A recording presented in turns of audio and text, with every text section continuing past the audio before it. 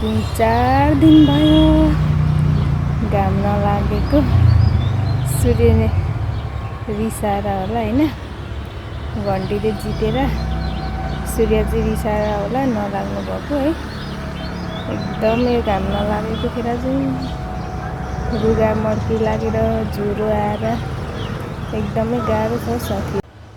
High साथीहरू, नमस्कार। के गर्दै हुनुहुन्छ हौ? तपाईहरुकोतिर चाहिँ मौसम कस्तो छ? हाम्रोतिर चाहिँ आज 3-4 दिन भयो घाम नलागेको।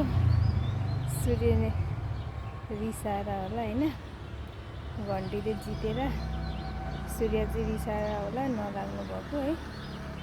एकदम यो घाम नलागेको खेर चाहिँ रुगा मर्की लागेर ज्वरो आएर एकदमै गाह्रो छ साथीहरू। तपाईहरुकोतिर कस्तो छ मौसम? हाम्रो झापातिर चाहिँ यस्तो छ है मौसम। हेर्नु न, पुरा तँरो लागे जस्तो भएको छ। रुसी लागेको कि के लागेको कि घामै नलागेको क्या। यस्तो छ है हाम्रोतिरको चाहिँ गाइसीहरू मौसम। हेर्नुहोस्, घामै छैन क्या।